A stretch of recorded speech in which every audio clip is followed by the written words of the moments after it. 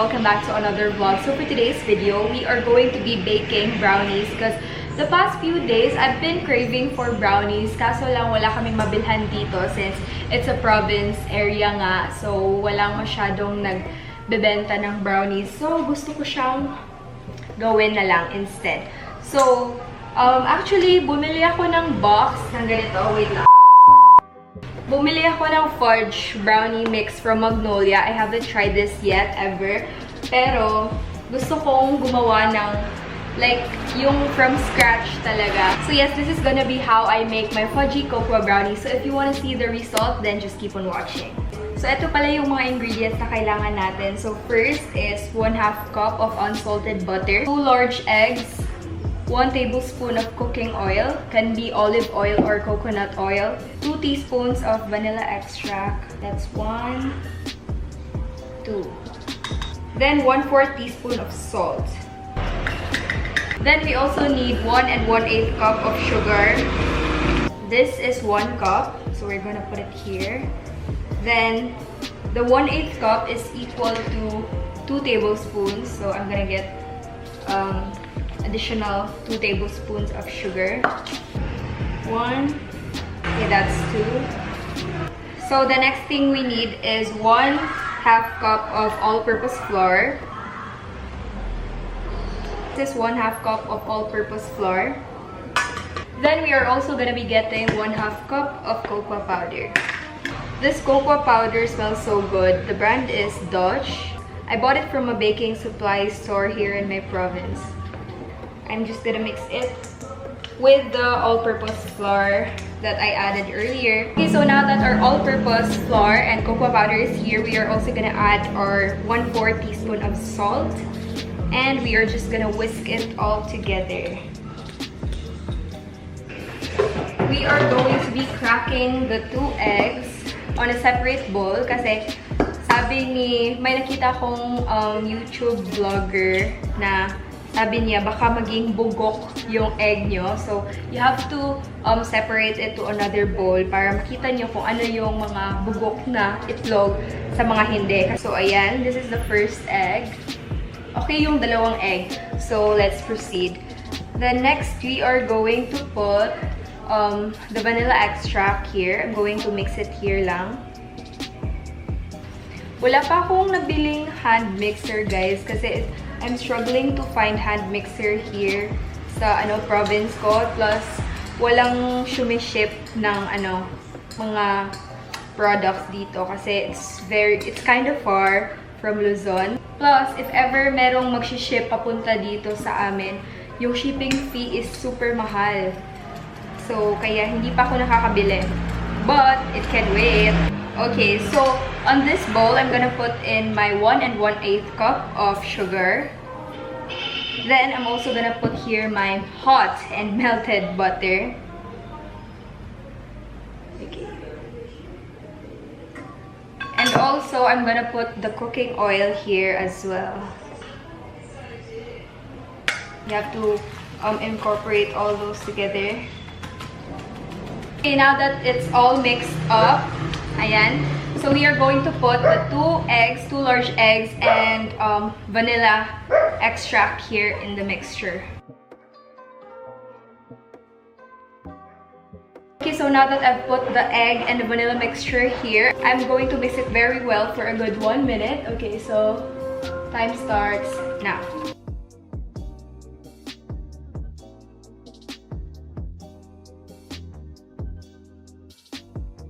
Exercise din to, guys.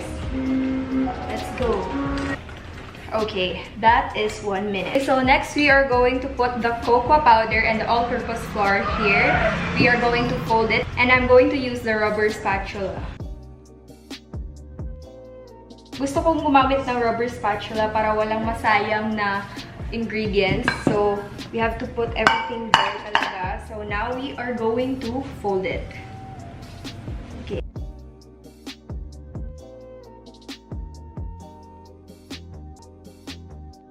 Okay, so tapos na natin i-mix yung brownie batter and it should look something like this.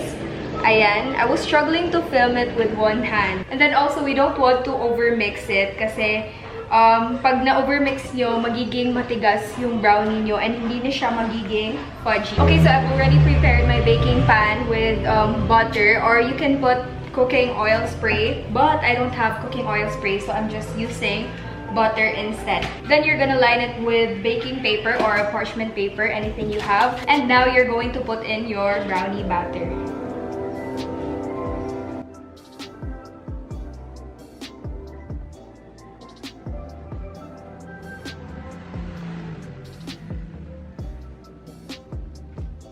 Okay po, so nalobat po ako, so I had to change my battery real quick. By the way, so nakalagay na tayo ng brownie batter sa ating baking sheet. And also, I already preheated my oven to 350 degrees. Okay, so ilalagay na po natin yung brownies natin sa oven.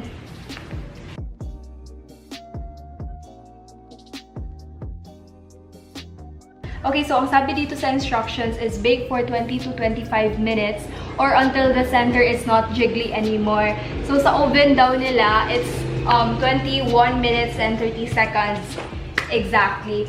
So kapag nag 15 minutes na siyang nandun sa ating oven, let's just keep an eye on it na hindi siya ma-overbake. Okay, so another thing, you can also put chocolate chips on top of your brownies. Kaso lang, wala kami nun, so wala akong nilagay. So fun fact lang, first time ko pang gumawa ng brownies. I mean like, ever since before, gusto ko na talagang gumawa ng mga ganun, pero wala lang kaming oven.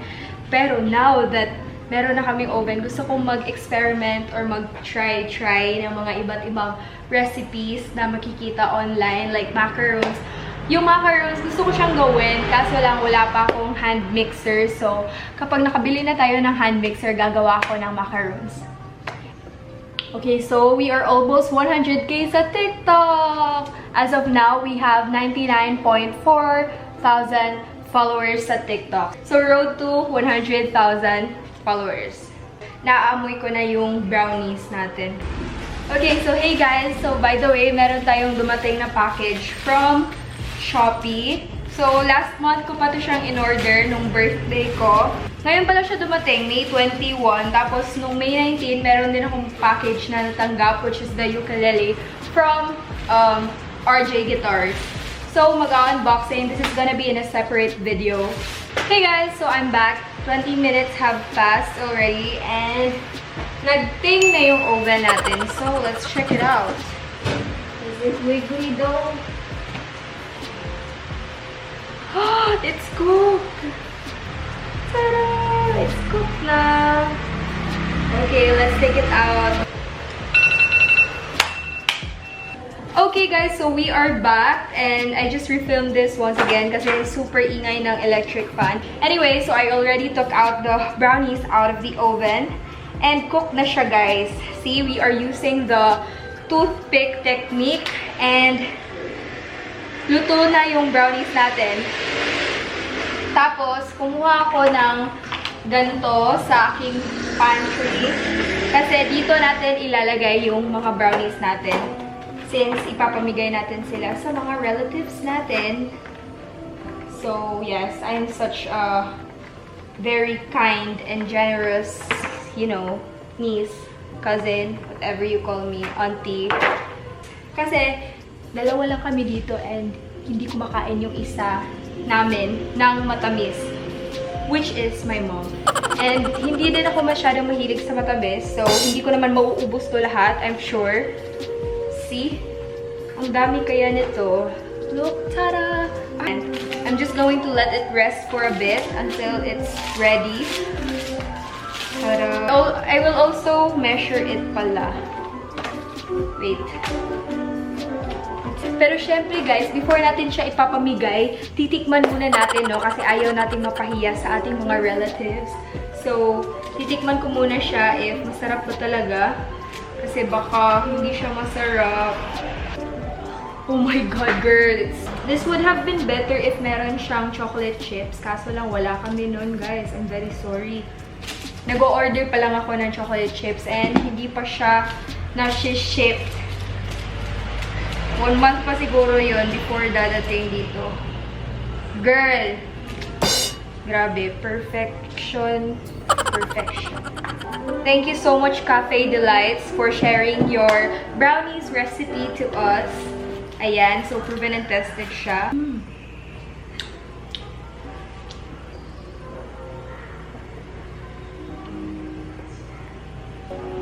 Perfection. So, ito na po yung presentation ko. Ayan. Nilagyan ko siya ng confetti.